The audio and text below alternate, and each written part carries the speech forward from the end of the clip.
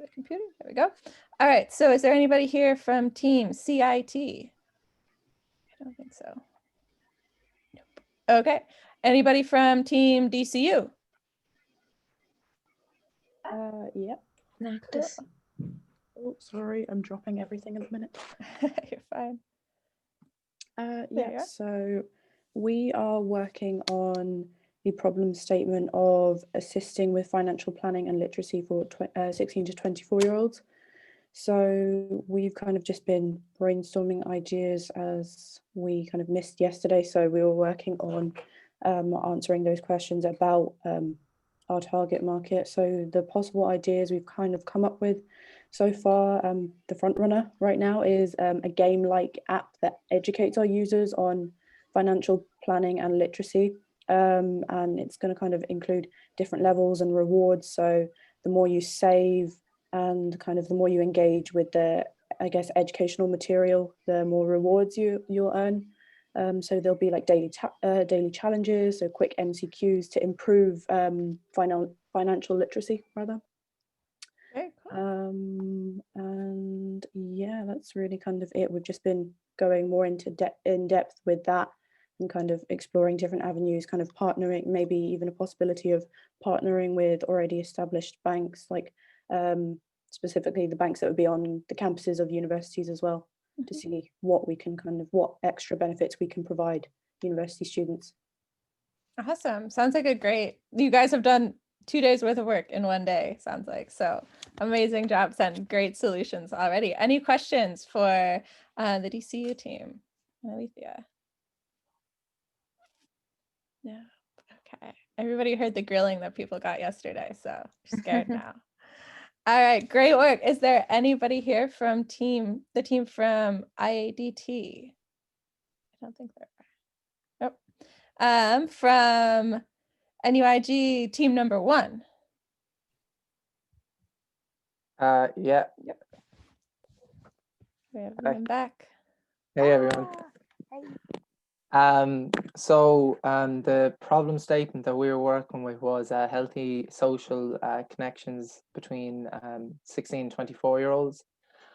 So a problem that we found, especially in today's climate with COVID-19, is that it's hard for students, particularly newcoming students, and even say foreign exchange students, to form healthy connections, because it takes 57 hours of one-to-one contact for students who are acquaintances to turn into friends. So particularly nowadays, it's very hard and nearly impossible for that to do. And right now, there's not a real platform where colleges can facilitate such an interaction for people to form friends.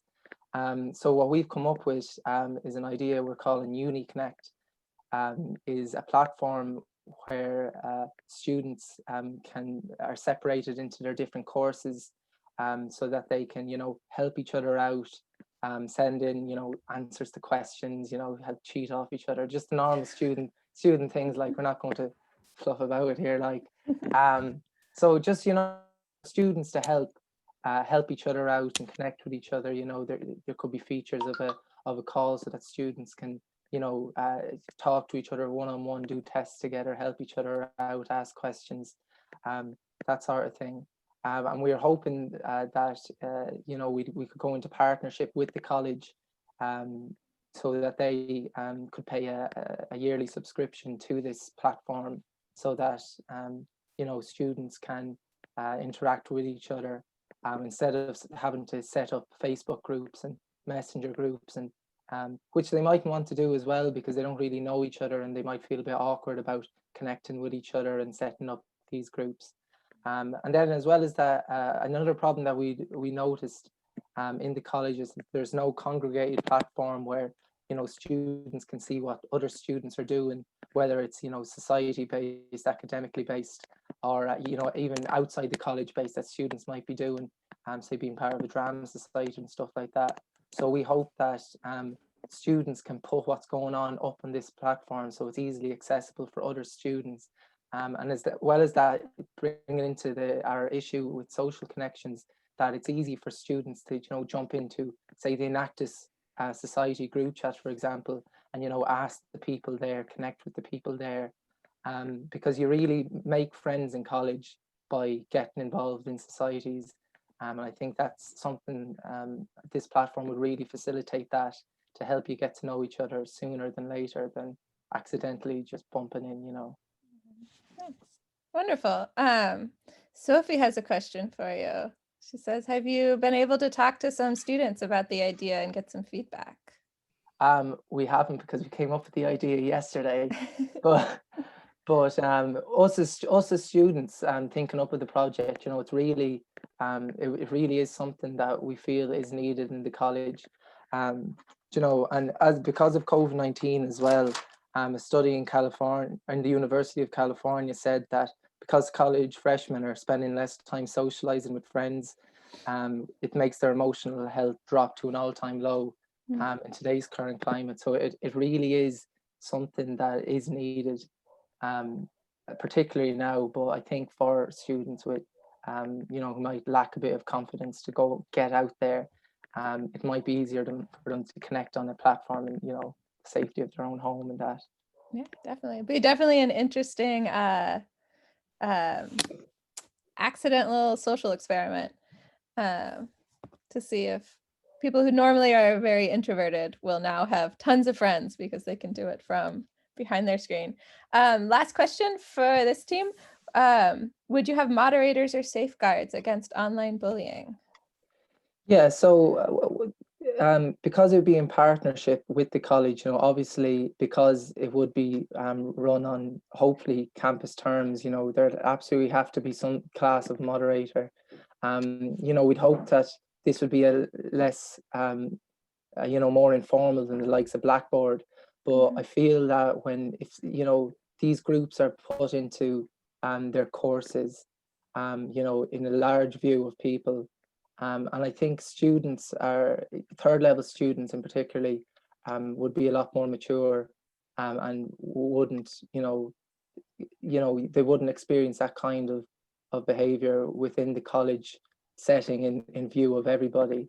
But obviously, you know, it definitely could be a problem. You know, you wouldn't rule it out. So there absolutely would have to be moderators, because it is, you know, working in conjunction with the college. So yeah, absolutely, there would have to be. Awesome. Great. So great solutions from everybody so far. All right.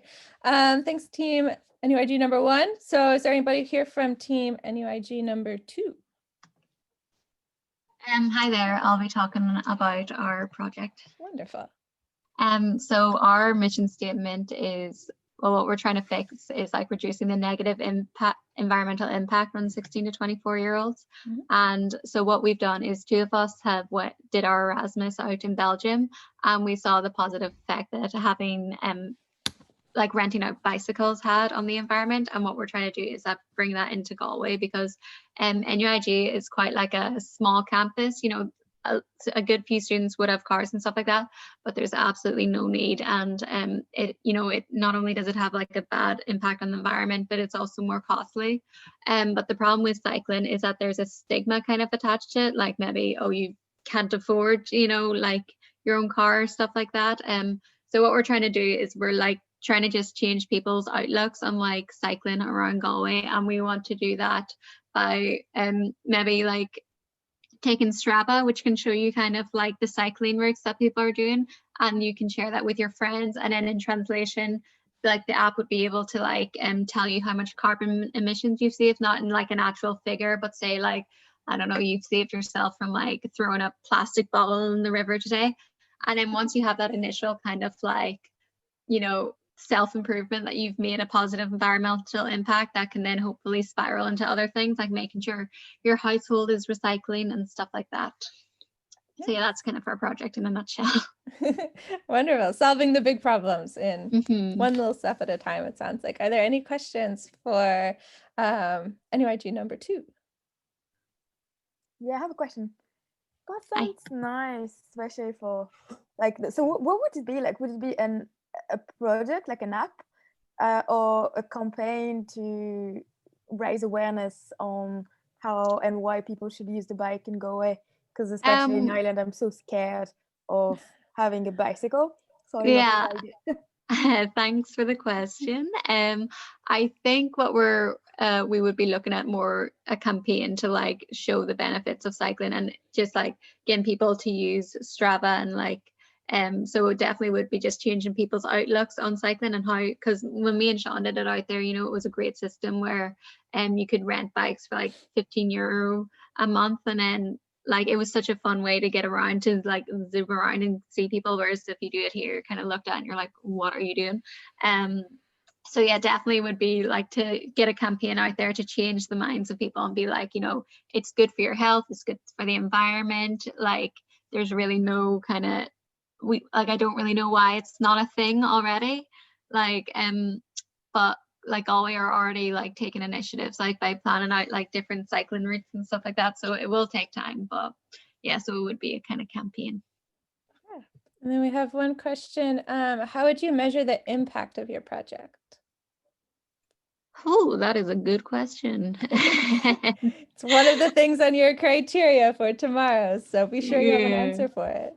Definitely. I think kind of you would be able to measure your impact through social media, maybe like with more people maybe joining Stravas and, you know, seeing like that they've like started to like cycle around and they've like got their bike and stuff like that. So probably you would probably just see the impact as well from seeing more people cycling around if we weren't in a pandemic, you know, because people can't leave right now, but in another situation that might be what you'd be looking at. Interesting. So some self-reporting required for this one for sure. Great, cool. Well, awesome solution start and some things for you guys to work on for tomorrow. Thank you. Yeah, thanks for sharing. So anybody from Team TUD? Yep, here. There you are. Cool. All right. Yep, So you can go ahead. All yours. the problem statement we were focusing on was lowering the higher amount of dropouts, dropping out of their courses even before completing the first year. So in Ireland alone, 6,200 students drop out every year before completing the first year. We had a broad target market for our solution because we had students who were getting into a new course and also students who just dropped out and are looking for a new course now. So we narrowed it down to the people who just realized they got into the new course, and we want to save the few months, about 7 to 8 months, before they can get to the course of their choice for the next year. This dropout rate is related solely to the course compatibility through needs or interest. These students then bear the weight till the following September to recycle a new course. With this comes the fear of the unknown, like, will I get back into a course? Will the points change? Will I stay in my new course? Or is college even for me? So we are focusing on students who are first-year students and have dropped out of high dropout rate courses in TU Dublin for now. And we need an intervention to narrow students into fields of study during this transition time, and that suits them. And we need a course finder, and we need CareerCraft, our solution. So a transition process course that allows for students who have dropped out or are thinking of exploring courses within TU Dublin and have repetitively high dropout rates. So from computer, for example, computer science to fine arts. So CareerCraft offers a practical insight or try before you buy it format. And this transition program runs for duration from January through May, touching on all subjects available in TU Dublin campuses, led and run by postgraduate research students. So that's it for the plan so far. Cool. No, it sounds wonderful. Everybody's agreeing. Great project. Love it. And don't underestimate the people going from an arts field into computer sciences also. So any questions for Team TUD? Yeah, you have one question. Oh. How is this project financially sustainable? Well, this project will be about the transition period, about postgraduate and research students, helping the students choose the right course by allowing them to take like parts of different ones. So as a part of their curriculum, it is almost mandatory for research students to actually teach, and for postgrad studies as well for some courses. So we will have to partner with our university to facilitate that program.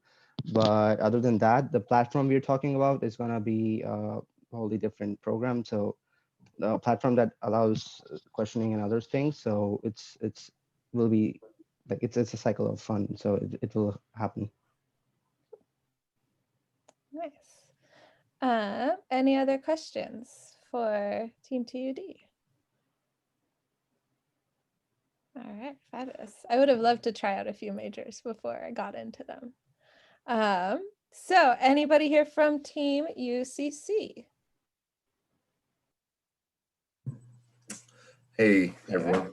So our project basically is, like we were saying yesterday, we want to set up kind of a seed shop for a native local hospice in Cork, and we were just going through it there now, and we basically decided that this is kind of a tough time of the year to set this up due to the fact that it's winter. So we're going to focus on developing it for the spring, but like there's a lot of different challenges we're going to be facing at the moment. So we're going to have to focus on developing now over the next couple of months before Christmas, and then really push it towards the start of the new year, because that's when traditionally you will set flowers and seeds and stuff, you know. So yeah, the basic premise of our idea is to set up a virtual shop online, and also to get local retailers, like small and medium-sized enterprises, to sell their products and raise money for Marymount. We feel that this would be very easy to set up, and there'd be very little sunk costs in it, and we'll start off small and local and then build up within the region then. So start off in Cork, let's say, then move to Munster, and then maybe nationally then as things progress. And within 2 or 3 years then hopefully we get to a stage where we can hand it off to Marymount themselves, and they'll be able to run it themselves. But of course that could take 2 or 3 years to actually get to that stage. The best way we're going to measure impact, obviously financially, but if we're talking about impact, social, economic impact, it'll be more social media. So we're going to try to get a campaign going. So if you've set flowers, let's say wildflowers or whatever, for this, if you bought the seeds and you've set the flowers, you take a picture on Instagram and you share it, and we measure impact then by how many followers and how much engagement that social media campaign gets, and how much you can shine a light on terminal cancer care in the Munster region. So yeah, as I said though, our biggest issue before someone asks, this isn't the time of year to be setting flowers or veg. So you kind of have to work on developing it towards Christmas and then really push it. But like, you could have everything set up. You could start your social media campaigns now, trying to get people to, you know, get the word out basically about the idea. And then once the new year comes, start really pushing it then. Set up your virtual shop, reach out to do your needs assessment, reach out to future customers, reach out to retailers, go to garden centers, ask them about sales of seeds and things like that, you know. Nice. Sounds like a great idea. So your question here, does your team have the skill set to set up a virtual website with a virtual shop? Yes, I'm a BIS year 3 student, and I also have a BIS first year student. We have an entrepreneur and food marketing student as well. So like, and 2 commerce students. But obviously the 2 of us will concentrate on the virtual side of things, whereas our food and entrepreneurial student would try go out and market the products along with the 2 commerce students. But yeah. So as I said, we've only kind of come up with it the last couple of days, but the last couple of days now we've really helped us. Miro, the app has been brilliant. It's really helped clear things up in your head because you know when you've everything jumbled up and you're, you know, so it's been a great experience. Cool. Great. And then what is the social, you touched on this a little bit about how you're going to measure it, but what's going to be in terms of how it affects people's lives, the social impact of the project? Well, I suppose if you've ever lost anyone to cancer, it's just nice to see that. If you could get onto like local tidy homes and get them to grow patches of flowers, you know, and you could use that as well as a campaign. It's just nice touching, you know, if you ever lost someone to the disease and you pass something like that, you know, you'd remember them in a fond way. And it's also eco-friendly and it's good for the local ecology, insects and everything else. So like it touches a lot of different bases, but we measure it that way in terms of social media presence, the awareness we'll be able to get for the hospice, and also just the horticulture side of things and the, you know, people's places will look better, you know, the villages and towns look better because of it. If we manage to liaise the right people, like I said, Tidy Towns there now would be a good one to get in contact with because it's for a good cause, then they would do it, like, you know. So not only are you improving people's local parishes, but you're also raising money for a good cause. So we measure impact that way, you know. Fabulous. No, great answers to the questions, and sounds like you guys are prepared to build it out for sure. So our next up, is there someone here from Team UCD number 1? Hey, how are you doing? So the problem statement we have is mental health and understanding and maintaining for 16 to 24 years old. So what we thought of was an app, something like a quiz. But the different thing would be like this app would have different things, such as like one is a community, second would be a quiz, and third would be the reward system. So what we're planning to do is kind of create a hub or community where people can discuss this.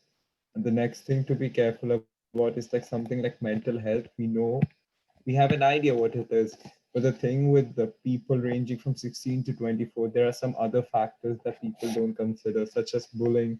It can be substance abuse, or it can be anger management issues. So what we plan to do is bring a platform where people can discuss, communicate, play and compete as well in different courses just to enhance their knowledge, in the same time understanding the things. Because I think if we share something like that in an article, hardly anyone would read. But if we create a platform where people can communicate with each other and like discuss stuff or just play games if they want to know something new, I think it's a cool way to at least learn something new. I mean, if I wanted to learn something, learn about something, I'd probably prefer a quiz rather than reading a big article about it. Wait, that's nice. Sort of the oh, what's the app? There's an app that does it for books, that it's like short Reader's Digest kind of version of books. So bringing information down to something that's digestible. Yeah, more concise, short, and relevant to what topic you want to know about. Like mental health is really diverse. You don't if you want to like study a particular topic or a particular part, you can just choose that. Yeah. Interesting. Wonderful. Does anybody have any questions for UCD number 1? I'm going to try and push us along a little more quickly because Andrew's here now. So I see you pop in there. So question, does your team, oops, that was the last one. How will this project generate revenue? To generate a revenue, what we're planning to do is at least bring a 3-month trial. The thing with I've observed is like fintech, or it can be something like mental health. These are apps for personal development and for personal needs. And if you can't trust it, or if you don't think it's a reliable app, you'd probably not prefer to use it. Like there are so many fitness apps out there, but you're probably using one because you trust it and you think it's reliable. So what we're planning is to give a three months trial for all the users, so they can see and use the apps, use its services, how it is. And if they think it is essential, if it is meeting their needs, if it covers what they expected, we probably charge them a monthly subscription, but very minimal, and would definitely have student discounts because I feel people ranging from 16 to 24 are generally students. So it creates that incentive as well for them. Wonderful. Awesome. That sounds like you guys have thought about it. All right, we have 2 more quick stand-ups, and then Andrew, the floor will be yours. So is there anybody from Team UCD number 2? Yeah, that's me. There we are. Hi everyone, I'm Liam, and our problem was how to assist with financial planning and literacy for 16 to 24-year-olds. As I mentioned yesterday, given the current pandemic hit economy in which we currently find ourselves, student thriftiness and education regarding personal finances for students is now more important than ever. And our target market here was really, the broke student, which I think there is many of them. But anyway, we aim to create an app that will cater to students, not only looking for tips and tricks regarding their personal finances, but actively looking to implement effective practices. And so, having said that, our app will hopefully have 2 sections. The first section will be a media section, and that'll contain components like discussion forums for personal finance from students and past students, students asking questions about, affordable places to live in Dublin, for example. And hopefully another wing of the website will be a software program containing functions such as a budget planner, transaction lists, and also links to student deals in the surrounding areas. In terms of revenue modeling, one way we could do it is we could charge and appeal to colleges directly and to pay a subscription fee based on how many students in their institution use our app. And another way we could do it, possibly further down the line, if it's a bit more used, would be to promote and market the businesses that we're advertising on our website through the student deals, and hopefully gain some revenue for that. I feel like this will be, effective for everyone because, it's in the best interest of the college and for our app that students are financially savvy. So the more people use our app, hopefully, the more financially savvy they'll become. Thanks. It's wonderful. I like it. I would use it. Is there any questions for UCD number 2? Going once, going twice. Yeah. Oh, yeah. I could see Lizzie typing. Who are your competitors? Yeah, so we have 2 competitors, and 2 competitors that I was kind of focus on. One would be spunout.ie, which currently have an education articles, but we're trying to differentiate from them by having a specific discussion forum so you can look up topics kind of in a Reddit type format. And in another competitor would be Unidays, who also do sponsors to student deals and all that. But I feel what's different theirs is, people are already looking to be financially savvy by going on our app anyway. So by giving them a portal to be more financially savvy by pursuing student deals, that hopefully they'll use our app. And another question was would people pay for the app? Yeah, so we weren't initially. So the plan is not to charge people for the app. The plan is to, in a Unidays type format. So you enter in your university email, and what we'll do is we'll charge universities for a subscription to allow people from that college to access our app on a base by base basis, because it's in as much our interest as it is in theirs that their students are financially savvy. Wonderful, nice. So great, thanks Team UCD number 2. Our last one real quick, Team University of Limerick, UL. Are you guys here? Okay, yes. Yep. Hello. As we have seen that because of COVID-19 situation, and overall, other than that, because of too attached to digital apps, almost most of the people are feeling sort of socially isolated. Although they want to have more interaction, they want to have better social life, but they are finding it difficult, particularly in current scenario. So we are basically acting as a, you can say, bridge, or we are providing them a healthy platform where there will be, you can say, directed sort of virtual events. And there will be, for example, multiple segments within the same event. It could be, for example, first 15 minutes would be for general hello, hi, and general networking. And next, maybe 15 minutes would be on talk, some maybe eco-friendly topic, maybe on some topic. Maybe in next segment, it would be maybe we are learning some skill. It could be very general. It could be, for example, money management. It could be how to improve your maybe nutrition health, maybe how to improve your physical health. Maybe how to plan activities, how you plan your day. And maybe in next round we will be doing some sort of maybe playing some game. So we are basically providing them a healthy planned virtual platform to spend their time or find something purposeful. So that's the basically main idea. Nice. That sounds interesting. Sounds like summer camp, virtual summer camp. Yeah. So Sophia asks, would it be a website or an event company? Initially, to run this idea, we do not need the website. Initially, we will use social media platforms for the advertisement or to get registrations. But eventually, we can go for a website, but that would be only, you can say, for the verification that we are a entity that basically provide these services. What's the other question? I think I have answered. That's it. You got it. Cool. All right. No, all these solutions I always come up with sound great, but I'm gonna hand it over to Andrew now. So Andrew's gonna talk about how to prepare your pitch for tomorrow, a little bit of ideas on pitching successfully. And I will since we're a little behind schedule, Andrew, I'll hand it over to you. I've made you a co-host. If you want to share slides or anything like that, you will be able to. Yeah, I will want to share. Will want to share slides. So yeah, I'll do that. Okay. Perfect. Oh, hi. I suppose the first thing I'd like to talk about is that how you present online in lots of ways is very similar to how you would like to be presented to if you were talking to someone face to face.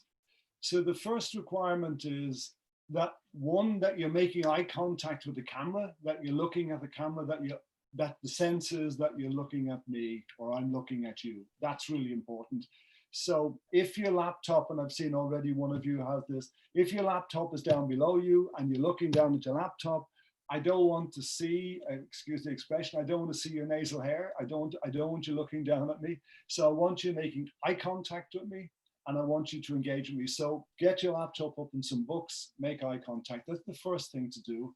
Secondly is to make sure that you have good light. And if you take example for Liam, if you were to look at your presentation, Liam, it was very difficult to see you. You also had a window behind you, so the light was shining in and your face was completely blanked out. And the reason I'm telling you this is because you know quite simply from your own lives that it's the people you connect with, it's the people who make eye contact with you, it's the people who engage with you, or the people who you listen to. If I have to struggle to listen to you and I can't see you terribly well, I'm just going to stop. You'd like to think they won't and judges won't, but they will. It's, you know, so they're the simple things also from the point of view of people who are my age. What they tell me is that if your camera is slightly above you, it sort of raises you up and it sort of makes your chin look better. so there's that aspect to it as well. But mainly you need to be seen and you need to make eye contact. Other than that, so it's the same whether it's online or offline, the same rules apply. The other thing I've found from my experience, and I've just been talking about this to someone this morning, is that people are less patient when you're online than if you're offline. If you're offline, people will allow you to have a sort of preamble and a bit of a chat about the weather or whatever that is. If it's online and you're expected to start at sort of 10:05, they expect you to start at 10:05. They expect you to be ready to go and they expect you to sort of finish on time. So if you're given, what's the time for the pitch? 5 minutes? 3 minutes. If you're given 3 minutes, you can't be talking at 3.5 minutes. That just won't work. And the other point about that is that even if you are if you're supposed to stop at a particular time and you don't, people stop listening anyhow. So if you're speaking for 30 seconds on extra, they've stopped listening. So the idea is, ideally, if you're given 3 minutes, have your talk that it's about 2 minutes 45. And then if something happens and there's a slight delay or a slide doesn't roll on or something doesn't happen, you have you have 15 seconds in your back pocket. So they're the mechanical things that you need to do, and you need to be clear of. And you've all seen things on BBC television and various other television stations where in the middle of your presentation, the kid, well, it wouldn't be your case, but the kids all rumble in and they start looking for things, and it causes a lot of stress. So if you are doing it somewhere, put a note on your door to say, I'm on a conference call, don't come in. But make sure, the other thing that's interesting is make sure it's an interesting background. My background, I do it very deliberately. I have some images which sort of suit my office anyhow, but I also always have the golf club sitting in the corner in the hope that someone will say, oh, you play golf, where do you play golf? And then we have a sort of a brief conversation for maybe 30 seconds or so that makes a connection between people. So they're very deliberately there. They weren't just dumped there by accident. So they're the things that you need to do in terms of just setting up and in terms of time, and make sure that you finish on time and you start on time. Am I correct in assuming that each of you will be using slides?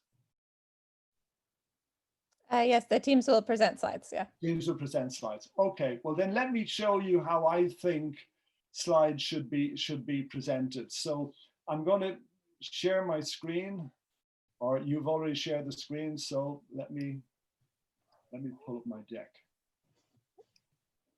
So you should be able to hit share screen and it'll pop up for us. Yep, okay.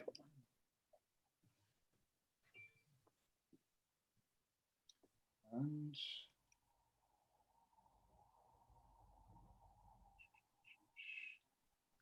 this is where you need to be very proficient with this, and clearly I'm not. I make them test them before the judges even get there, don't worry. My stage manager side comes out.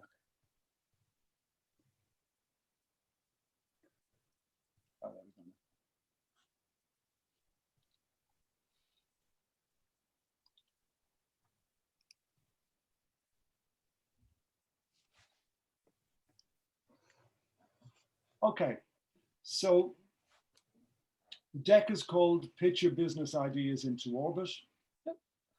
Hold on, we don't see your we can't deck. see the screen, yeah. Are you seeing the deck, are you? Nope, No. just you still.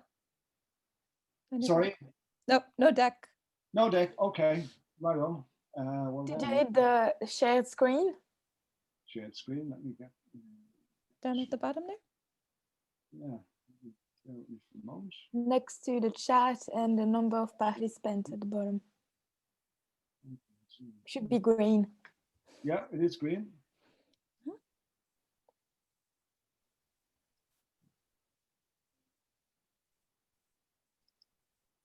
Then you should have multiple options of what screen you want to share. There it goes. Yeah. Okay.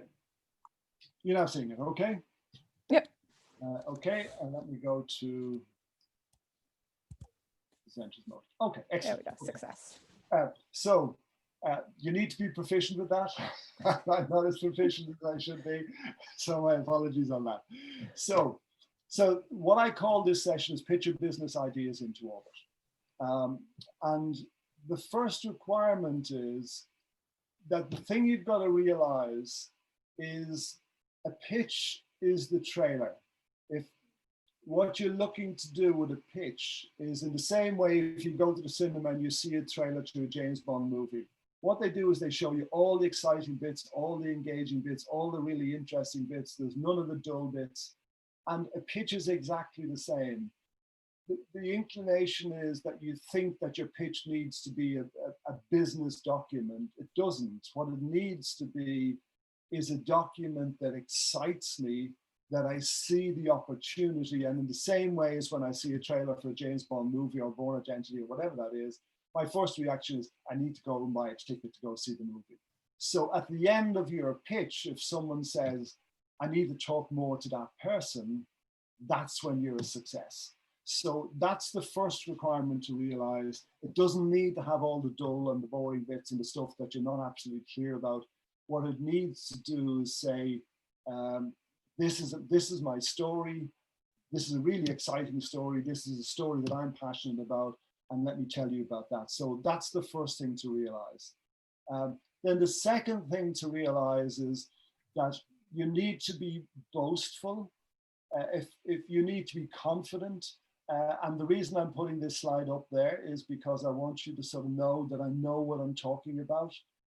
Trevor Parsons is someone who sort of came from a university background. I taught him how to sort of pitch his business. And the really good news is he sold his business for $68 million back in 2015. And that's what I do day in, day out. I work with people who need to sort of sell their businesses, who need to get investment.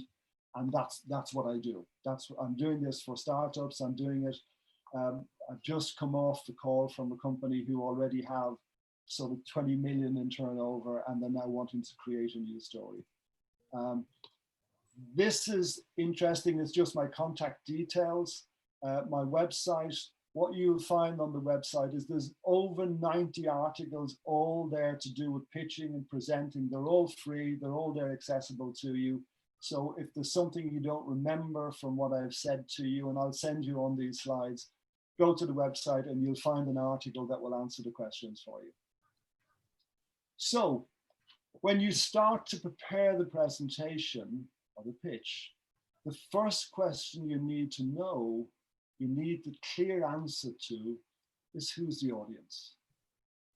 And the audience, and this is one of my favorite humorous quotations, which simply says, designing a presentation without the audience in mind is like writing a love letter to whom it may concern. And what I hear all the time is love letters to whom it may concern. And regularly when I talk to business people and they tell me all about their business and I say to them, so who would be the customer? And they look at me blankly and they haven't given a thought to who the customer is. They've spent so long creating the app or creating the platform that they don't give any thought to who the customer is. So first and foremost, you have to think about your business ideas is, and when I say customer, it's someone who will pay you money, someone who will use it.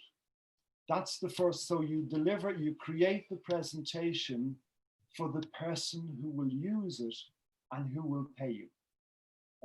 It's not an investor, it's not anyone else. It's someone who will give you money for using your idea. That's how businesses work. So let me tell you then the first thing. So now you've identified who it is, and let me tell you the most scary thing when it comes to questions and answers. If the judge says to you, who is your customer? And you say everybody, that's the worst answer in the world.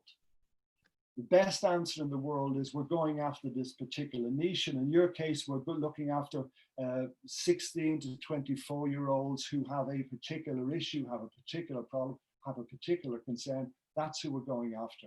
And that's the way to answer that question. And clearly you've been set up and given those guidelines, and that helps you greatly. So when you come to open the pitch, the first thing you need to do is create a headline.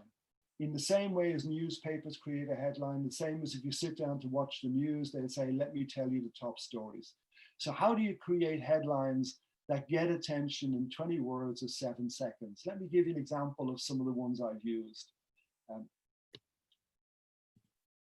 Let me tell you, back in Greek times, if you got brain cancer 3,000 years ago, the likelihood, your prognosis was you would be dead within 9 months to 12 months, 3,000 years ago. John McCain, Senator John McCain in 2017 got brain cancer, and the prognosis was exactly the same, 9 to 12 months. So in 3,000 years, medicine had discovered nothing about brain cancer that had made any advances. Now, have I got your attention? And who opened the presentation that opened with this was a senior researcher, and he was speaking to a medical audience, and that's how we opened the audience, opened the question. And what he then goes on to say is, let me tell you how our research is going to change that.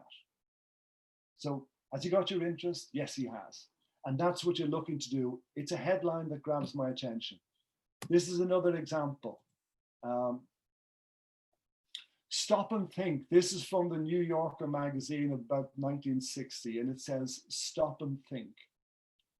So that's a slide that's opened a presentation for a senior executive I coached with. And then he clicks and it sort of says, it sort of makes you stop and think, doesn't it? And then what he went on to tell the audience was that what we're a company is we specialize in strategy, which means we help you to stop and think about your business. That's the message he started. That's the message he started. So find a humorous way, find a cartoon, find an image that gets you straight into what it is that you're going to do, and you'll be much more likely to be successful. This is a company I'm working with in the last couple of months called Clever Cards, and how they open their presentations is the payment platform, and how they open their presentations say, we can pay anyone, anywhere, anytime, instantly. It's money reimagined. 10 seconds into the pitch, and you know what they're talking about, and they know what they're offering you. So that's the requirement you need to do as someone who's going to create a pitch, is find me a headline. Get me to sort of switch off from whatever I was thinking about to think about you and your idea. This is one I love, and this is from an Enactus student from 4 or 5 years ago, and he opened the presentation by showing this slide, and he said, I'm going to show you a few slides. So if you can do that, if you can get an audience to laugh, you're a success. So what's next? So you've got their attention, you've given them a headline, they're now engaged with your idea. So now what you need to do is tell them about the problem that you solve for the person who's going to be your customer.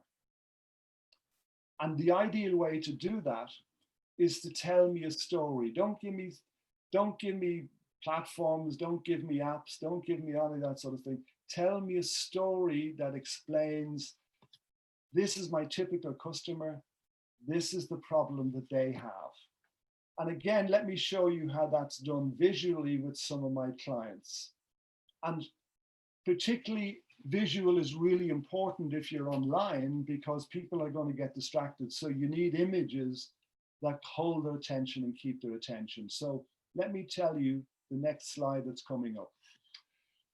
This is a Boeing 777 with some 600 or 700 passengers on it. It's entered Italian airspace in 2018 on the 21st of March, if I'm correct, is the date.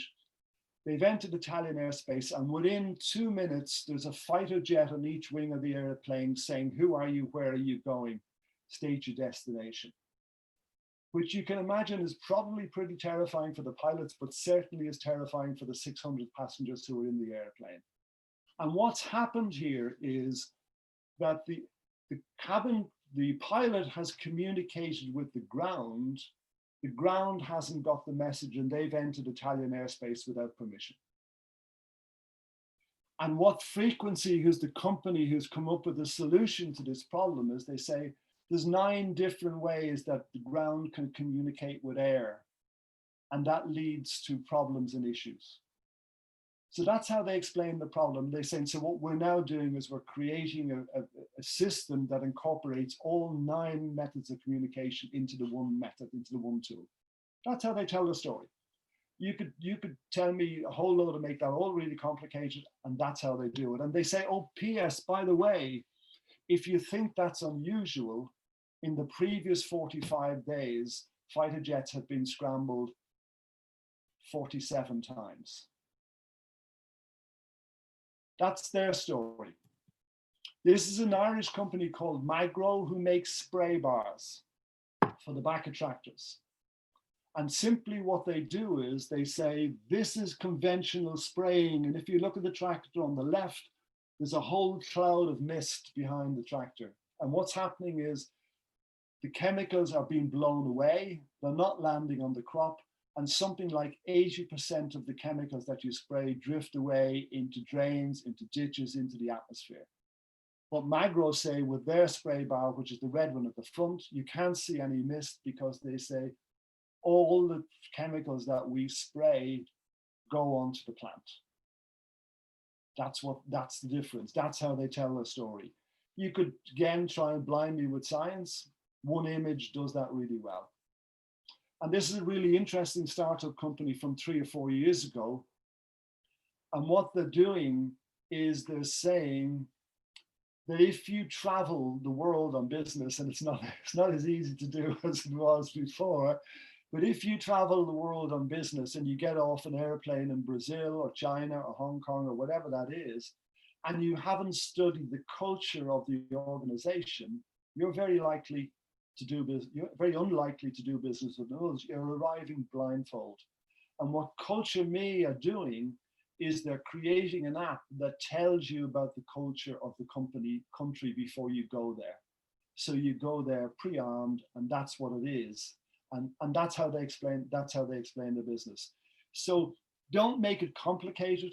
Find me the story that tells about the person, pick the person, tell me how they're better, and tell me how they're better by telling me a story. And that's what all of these companies have done. Now, the thing I want to tell you next is, how many have you seen Chicken Run? You've all seen Chicken, hands up if you've seen Chicken Run, right, good. Well, Chicken Run is a movie directed by a guy called Nick Park. Nick Park is the founder of, the developer of, or creator of Wallace and Gromit and Shaun the Sheep and various others. But the reason I'm telling you about Chicken Run is that Chicken Run is based on the template of a movie made in the 1960s called The Great Escape. And The Great Escape was a World War II movie where prisoners of war were trying to escape from German prisoner of war camps. French, German, French, English, American, Australian, trying to escape. And what he did was he took that movie and he copied it exactly, but he made them chickens trying to escape from a hen house. And that's what he did. But what he's done, and the reason I'm talking to you about this, is he's taken a template that works really well, but he's hidden the template. Nobody sits and watches Chicken Run and says, that's The Great Escape. They don't do that. But what they do is they love the template. And what I want to do now is take a couple of minutes to tell you the template you should use for your pitch. And you can start with blank pages and you can decide to do it your own way, and it'll take you an age. Or you can follow the template that I'm about to give you. You will create the pitch much easier, much quicker, and much more likely to be successful, because I've coached thousands of people to pitch at this stage and I know how it works. So what I want you to imagine is planets orbiting in space. And the planet that all the other planets are in the gravitational pull of is a planet called the problem story.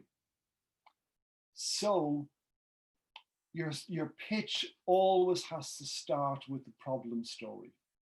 Tell me about, get my attention, there's a headline, get my attention, and then, and often if it's a really good problem story, the opening to the line to the problem story gets my attention. If you remember when you were a child, what was the best opening line to every book you ever heard was, once upon a time in a far off land. And that's what you're looking to do. So tell me about the problem story, then introduce yourself. And let's be clear about this. Don't start by, hello, I'm Andrew Keogh and I'm from Aristo and I'm delighted to be here and isn't it a lovely day? You've now just wasted 20 seconds because Cartlin or someone from Enactus has already introduced you anyhow. So get straight into the story. Don't waste any time. Start telling me about the problem story. Then when you've told me about the problem story, you can simply say, I'm Andrew, or I'm Sophie, or whatever that is, and then carry on. Then the next thing I want to know about is either I want you to go to this planet or I want you to go to this planet, and I'll tell you why. Once you've told me the problem story and I've got it and I've understood it, you're now free of the gravitational pull of that planet. And where I want you to go is either tell me about the team, because if you have a team who you think are particularly good and they're particularly experienced and they have a particular experience in this area, well, then maybe you tell me about the team first. If, on the other hand, you're absolutely crystal clear about who's going to buy this, and maybe you already have some people who've given you some small amounts of money or some funding or whatever, tell me about that, because investors are always interested in who's going to give you money, who's going to pay you. And and the way the investor looks at it is the customer gives you some money, then they have to give you less because you already have a customer who's giving you money. So they're the two: problem story, and then the question I want to either know is who's going to buy this, who's going to pay for it, and is already someone buying and paying for it? Or on the other hand, tell me about the team and tell me a little bit of information about the team. Now you'll notice now that your inclination always is, and it's the inclination of everyone, is to bore me to death about what you do. But I have no interest in what you do. I have no interest in what you do until you explain to me, this is the problem. When we solve this problem, this is what we do. So now what I'm suggesting to you now, you can tell me very briefly about, excuse me, because that's sort of hidden, very briefly about what it is that you do. And the reality is what you do is the early stage, it isn't done. It's going to be a platform, it's going to be an app, it's going to be a shop, as I saw, but the shop isn't in existence, the app isn't in existence, the platform isn't in existence. But what you can do is then tell me very briefly what it is that you do, but you don't want to sort of labor it because it isn't in existence as of yet. And then finally, the other planet and the final planet that you need to talk about is what I call, and it isn't a planet that business people talk about a lot, and certainly when you look at things like it's my mind has gone blank. You know the sheet that you fill out when they ask you to fill about your market and your size and your platform. What's that sheet called? Oh, the business Business plan. That's the Our one. lean canvas. That's the one. They filled it out, hopefully. Yeah. This planet won't be on here because this really in lots of ways is a presentational planet. It's a presenter's planet, but it's also a salesperson's planet because this planet says better. And how the pitch has to end is you have to end by telling me how the customer is better as a result of buying what it is you have to offer. So if I recap on that, the problem is, can I do this? Let me think about this for a moment, and can I give you an example? Yeah, let me give you an example. Company I worked with recently, what they do is they developed a science for removing heavy metals and poisons from the soil and from plants. And in China, rice is contaminated by something like about 50% of rice is contaminated by cadmium. So that's the problem. People in China buy rice from different areas of China because some areas have less cadmium than others. Some areas have lead and they don't have cadmium. So one day they'll eat more lead than cadmium. That's the problem. Who's going to buy this for the company I'm working with? Who's going to buy this is the Chinese government, because the Chinese government now realize that 20% of their soil is contaminated and can't be used. So they will buy the solution. Who's the team? The team is a team of Irish/Chinese researchers who developed this process for removing heavy metals from the soil and from preventing seeds from absorbing the heavy metal. Then they talk about how they do that, and you can either spray it onto the soil or you can spray it onto the seeds. That's how they do it.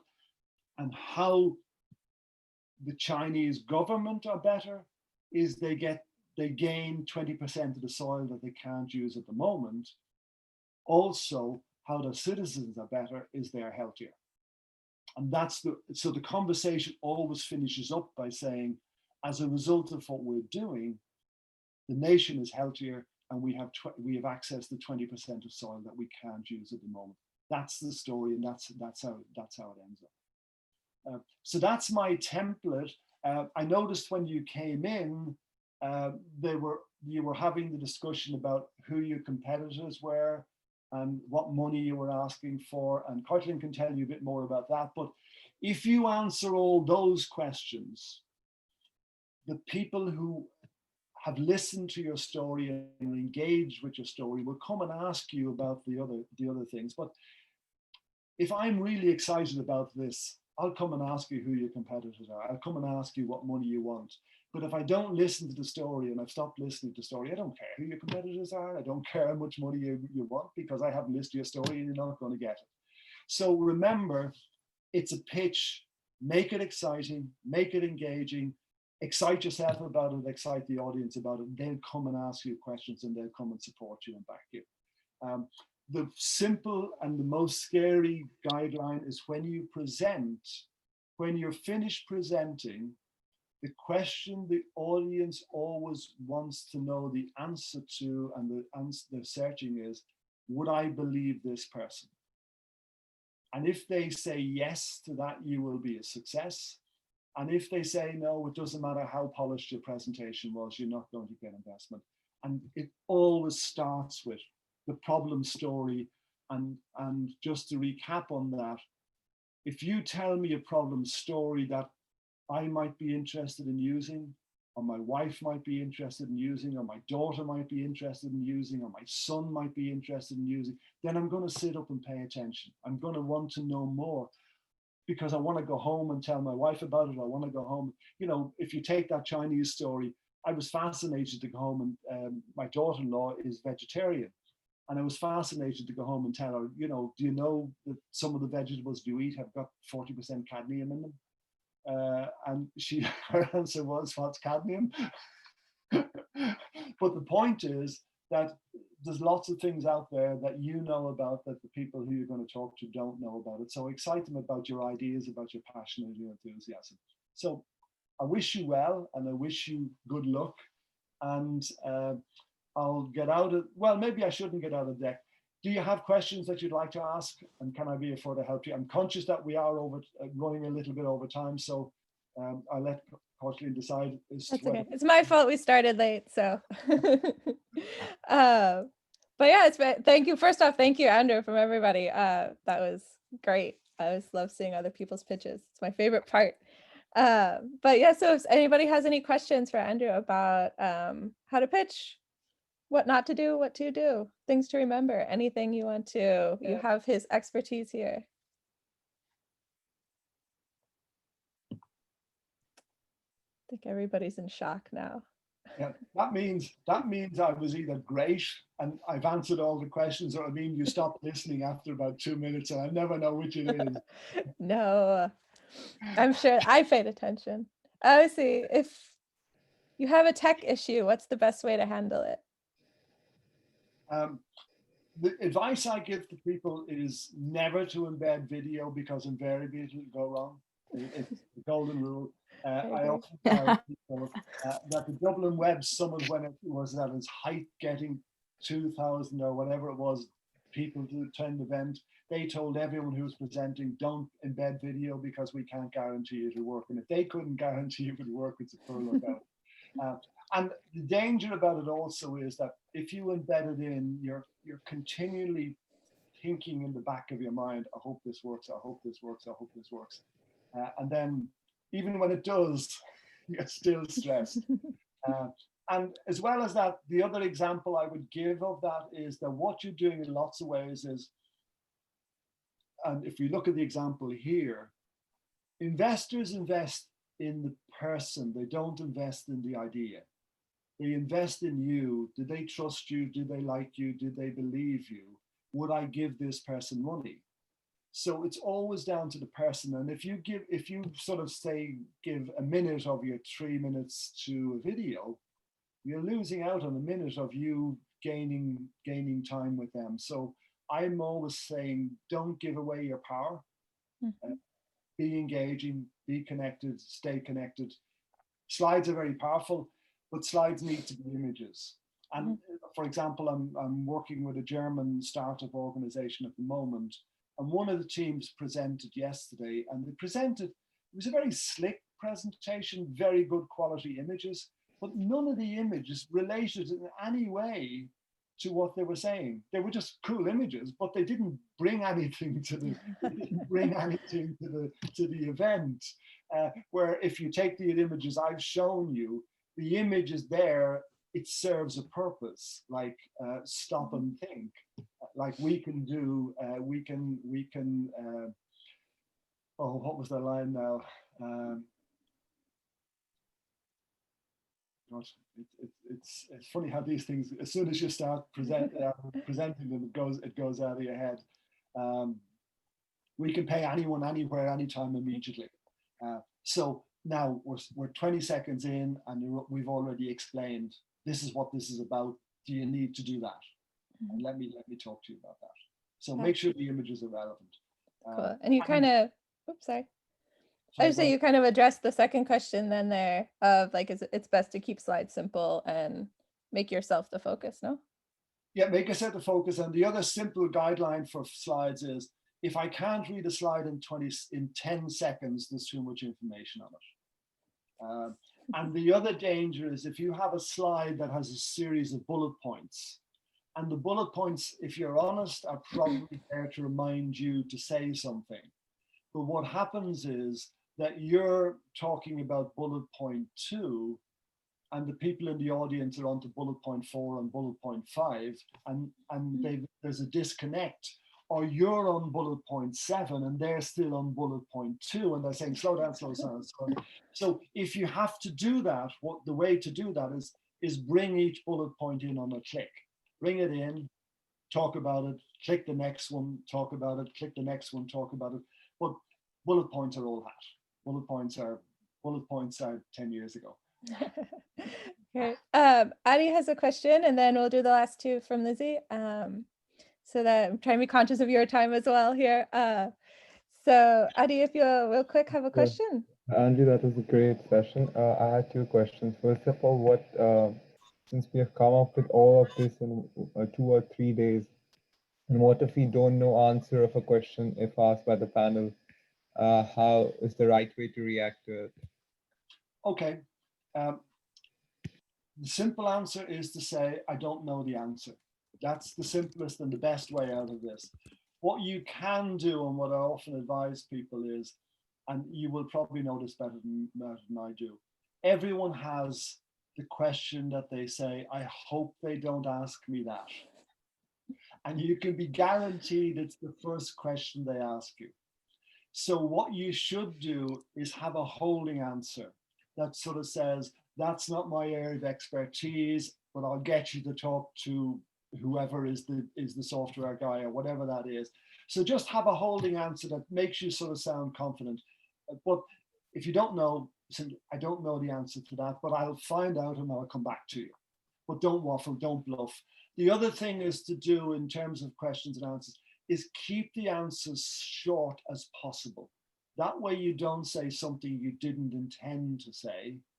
But there's another reason for that from the point of view of the presenter, is if you answer very briefly, other people get a chance to ask questions. So you end up getting asked 3 or 4 questions as opposed to being asked 1 question.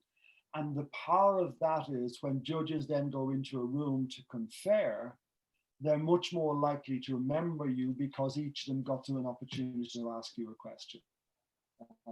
And the most important part of the pitch is always the questions and answers, because the question and answers is where they see you, where they see the real you, and the confident you, and the person who's capable of asking the question, or the person who's also capable and confident of saying, no, I don't know the answer to that, but I'll find out and I'll come back to you. Cool. And I had another question which might not be related to this competition, but in general, in maybe in hackathons or accelerators, what plays an important part? A better pitch or a better idea? If it's a competition, the best pitch always wins. Right. That's what I wanted to. Thank you. And you'd like to think that isn't the case, but it is. I see that all the time, and I sit on judging panels, and I've heard at this stage thousands of pitches, and I can tell if I've coached a group of people for a while, I can tell the organizer who's likely to win, and it's always the best pitch. Thanks, Andrew. Thanks again. Okay. Andrew, do you have time for one last question? I do indeed. Can we hold you? Fabulous. So our last question is from the Enactus team, and kind of along the same lines of the tech one. What do you suggest to do during a mind blank, and what's the best way to recover? The reason you get mind blanks, in my experience, is you've tried to memorize the talk. You should never memorize the talk. What you want, and if you take my slide as an example, and this is where slides can be very helpful to you. This slide says, I need to talk about the problem story, then I need to talk about who's going to buy it, then I need to talk about the team, and then I need to talk about how people are better as a result of it. And I can do all of that because I've done that over a cup of coffee 100 times, and you've done the same. You've talked about your ideas. So, and the way I would see it is, if you were to do the pitch 4 or 5 times in the same day, each time it should be slightly different. Mm-hmm. And mind blanks invariably come because you're looking for a word, the word won't come. Having said that, what's useful if it is just as a sort of as a reassurance for yourself. There's nothing wrong with having a piece of paper in your pocket with 4 or 5 words on it. Now, it's not your whole script, but 4 or 5 words on it that you can take out, look at, and carry on. Everyone does that. Everyone sort of makes mistakes. And what actually happens is, it's how you handle the mistake that makes you actually, in actual fact, better or more successful. If you're capable of doing that and handling it well and moving on, you actually get credit for that, as opposed to being word perfect. Yeah, I would say if I throw my 2 cents in on that one, I had a pitch last summer and a big LCD screen behind us, and one of the screens went out behind me while talking, and the whole audience kind of went, and it was the image that was up at the moment was something about, it was our target customer, and it was about how she was really stressed, and the screen that went out was like half of her head or something. So made a joke about the fact that, you know, she has all these things to do and now she only has half a head, and then just went on, and that's all. We came in second place, but all anybody talked about was Gail losing half of a head and moving on. So you can turn it, twist it to your advantage, like. Absolutely. And in a sense, people regularly say to me about comedians and dealing with ad libs and all the rest of it. Every comedian's ad lib is rehearsed. They know exactly what they're going to do. They know exactly how they're going to react, but they are capable of sort of ad libbing. But all the ad libs, they know what they're doing. They've practiced all of that sort of thing, and so they're confident with it.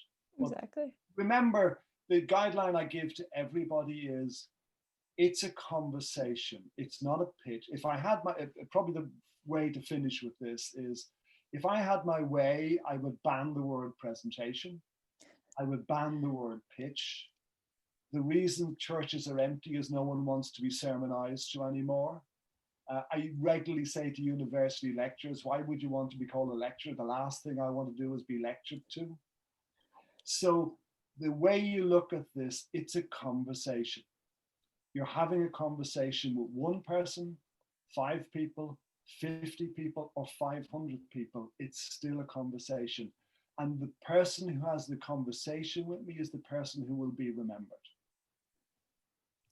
Wonderful. I'm gonna wrap it up on that great, like, inspirational note. Thank you again so much for coming in and sharing all of this with our participants. For the participants, we'll go over things quickly tomorrow morning. Don't worry, you don't have to keep all of this in mind for the next 12 hours or so. so we'll go through a reminder again. Okay, I think that, I'll send you on the deck, so that will act as a reminder as well. Perfect. Thank you so much. So great. Thank you, everybody, again. Thank you. Huge thank you again to Andrew for joining us. This was wonderful. I love everybody. Like I said, this is my favorite part. And so I always love seeing everybody's how to pitch. So there you are. So for the participants, you're finished for the night. You can continue working if you like. Same deal as yesterday. I will keep my Discord open until about 9. So if you message me with a question before that, I'll answer quickly. And then I'll turn it back on again about 10 o'clock tomorrow. So if you message me between 9 tonight and 10 tomorrow, I will answer you tomorrow. And otherwise, you're free to keep working or to take the rest of the evening off. We'll start working on your pitches first thing tomorrow at 2. Again, we'll jump onto a Zoom together. We'll go through some quick business stuff, and then you'll be off and running. That's it. If you have any questions, let me know. Fabulous work. Again, everybody, you're really just the amount of stuff that you have done in essentially 4 hours over the past 2 days has really been incredible. So that's everything. Thank you, Andrew. Thank you, everybody. And we'll see you all tomorrow. Great. Thank you. Thank you. Thank you. Bye. Thanks, guys. Bye. Thank you. Bye. Bye.